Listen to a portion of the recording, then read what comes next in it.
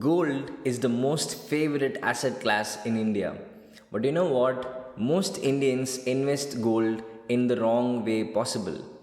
In this video, I'll walk you through all of the ways which are possible to invest in gold in India. And make sure you watch this video till the very end where I reveal the best way possible to invest in gold in India. Without any further delay, let's get started.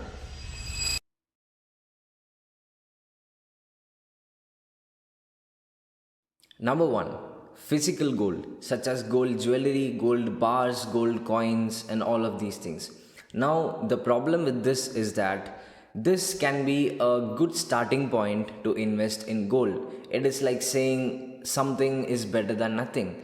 But here are the problems with physical gold. There is a 10 to 30% making charges for the gold jewelry, and there is a 3% GST on all ready made jewelries. On top of that, the storage of these physical gold has to be taken care by you. Storage burden is upon your head. So, gold jewelry can be a great ornament. You can have it for your weddings, you can wear it to increase your confidence for aesthetics. It is all fine and good. But as an investment, it is not the best option out there. Number two, digital gold.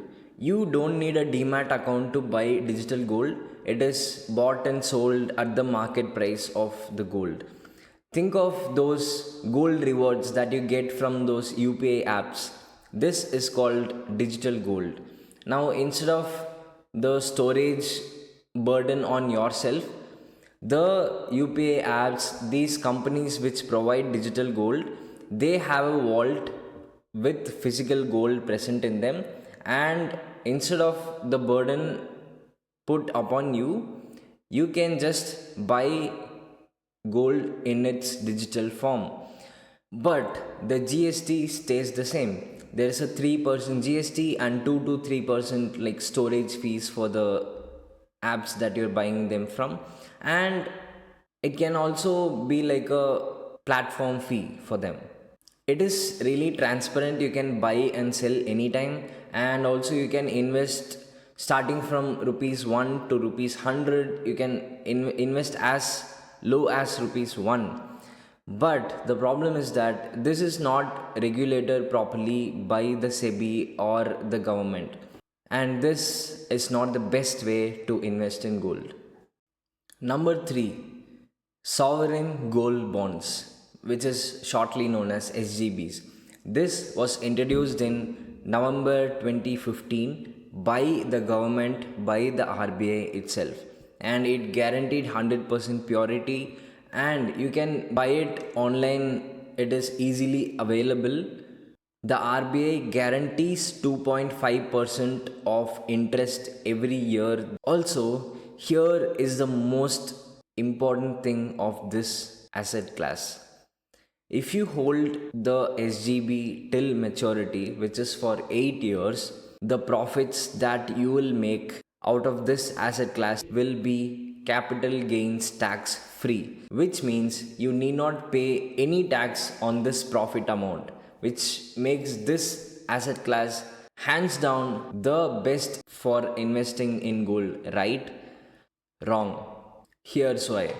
In the budget 2026, this rule was changed a bit, which means if you have bought the SGBs directly from the RBI as the primary issue, then if you hold this for 8 long years, then your capital gains tax are 0.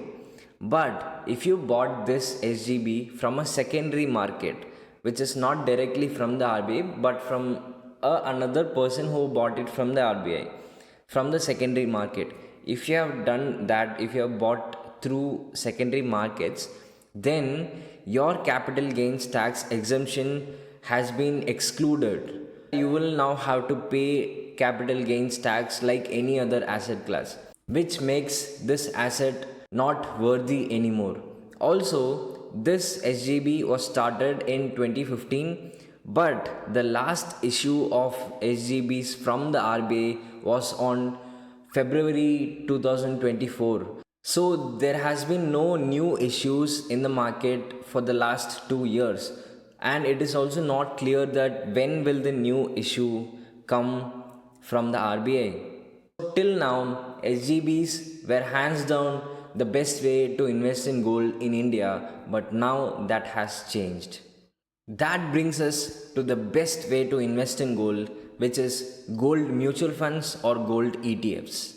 Both of these are not same, but they are similar. Let me explain each one of those one by one. There are gold mutual funds which invest mostly on gold, and you don't need a demat account to invest in a gold mutual fund. This allows for a minimum investment which can be like 1000 rupees minimum, and it also allows for SIPs to be done in the mutual fund. Next comes gold ETFs.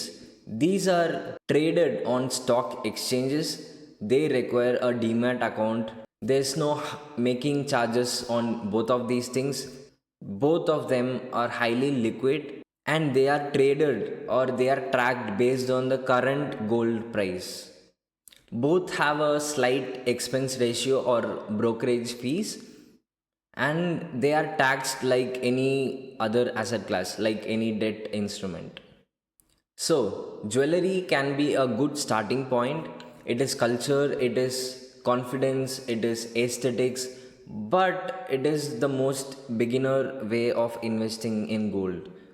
And digital gold is not recommended while you have other two options. When it comes to SGBs, if you already own SGBs, then please hold it till maturity for 8 years so that you reap the benefits of the tax exemption.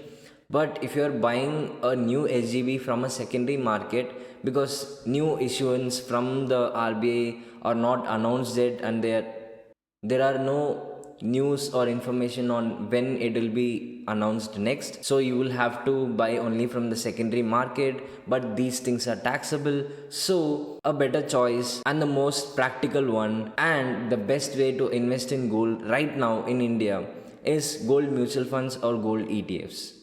Let me know in the comments in which of these asset classes have you invested, and I hope you found this valuable. If you found it valuable, please leave a like and subscribe to my channel so that you don't miss out on any future videos. Thank you so much for your time. I am Santhosh Kanna. I'll see you in the next one. Take care.